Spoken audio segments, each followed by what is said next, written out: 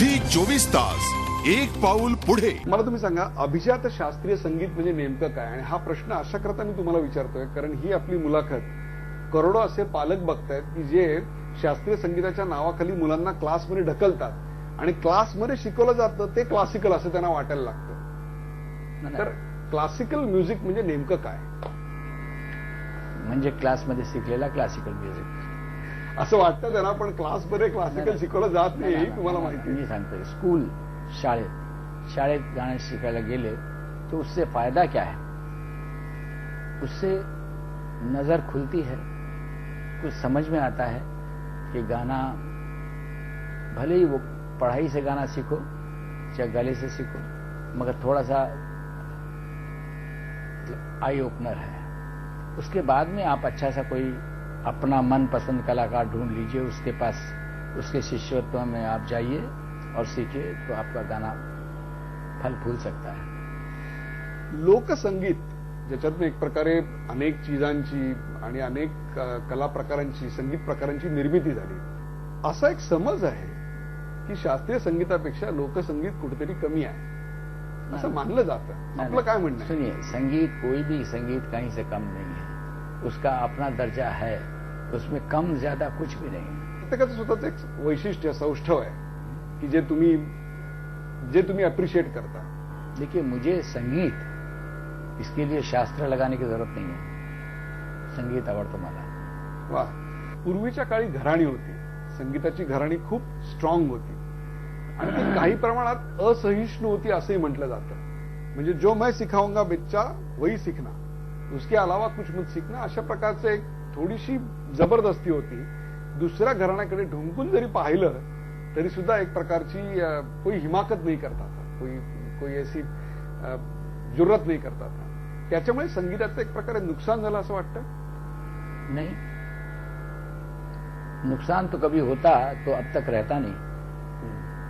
ये संगीत आज हम लोग जो गा रहे हैं ये रहता ही नहीं, नुकसान कहीं भी नहीं हुआ. हर प्रकार से वो किसी न किसी रूप में उसको संभालते गए आते गया. ऐसे उस्ताद लोग भी थे जो अपने शिष्य को कहीं जाने नहीं देते थे. हाँ. इसी पे रियाज करो, इसी को सुनो, यही संगीत है. तो उससे घराने जो थे वो बहुत मजबूत बनते गए. आप एक किसी को सुनेंगे तो पता चल जाएगा कि ये भी इस घराने से है. आज भी वो चीज है, मगर आज कहां तक सीमित है कि सिर्फ हम लोग जो अस्थाई अंतरा जो पहला शुरू करते हैं उसमें. बाकी क्या हो गया कि कल्पक हो गया, ज्यादातर कल्पनाशील गाना हो गया और सारा संगीत ही कल्पनाशील हो गया. मगर उसके बावजूद भी घराना क्यों होना चाहिए, मिटना ही नहीं चाहिए. घराना मिटना ही नहीं चाहिए. क्यों कि आज के जमाने में इस चीज को समझने में लोगों को बिल्कुल आसानी होगी. पहले एक ही स्कूल होता था, उसमें 2-4 अलग विषय ले लेते थे, ज्योग्राफी ले लेते थे और मतलब गणित ले लेते थे. मगर अब बिल्कुल इसके विषय में अलग अलग है. समझे, कॉमर्स अलग है, अपना मेडिकल अलग है, साइंस अलग है. ये सब चीजें जो है ये अलग अलग स्कूल में पढ़ाई जाती है ना. तो वैसे ही ये घराना है. कोई मध्य लय को लेके चलता है, कोई विलंबित लय को लेके चलता है, कोई द्रुत गति में दोनों को लेके चलता है. कोई द्रुत गति में, मगर द्रुत गति में शुरू नहीं होते. कोई बोल बांट करते रहते हैं और कोई गमक लेके चलते हैं, कोई मींड लेके चलते हैं, कोई गमक मींड दोनों लेके चलते हैं. तो ऐसा है. तो उसमें ये घराने हैं, इनको एकदम नस्त नाबूद करना नहीं चाहिए. इस पे जोर मत दीजिएगा आप. पण अनेक चांगल्या गायकांनी घराण्यांच्या भिंतीच्या बाहेर जाऊनही काही शोधलं आणि दुसऱ्या घराण्यातनं जे चांगलं आहे ते आपल्या घराण्यामधल्या गायकीत आणायचा प्रयत्न केला. एक खरं सांगतो, ये आप शोध करने की बात मत सोचिए.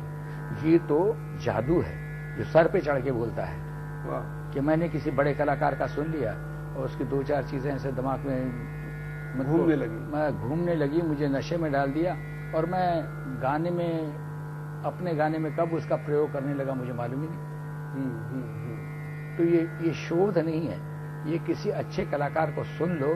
इसीलिए बड़े कलाकार कहते थे पुराने कि नहीं, बाहर नहीं जाके सुनो, अपने घराने में थोड़ा सा मिलावट हो जाएगी। आजकल तो सच में एक दूसरे का गाना थोड़ा बहुत गाते रहते हैं, उसको खुद को पता नहीं है कि मैं किसको गा रहा हूं, एक्सेप्ट अपने गुरु के सिवा उनको कुछ मालूम नहीं है।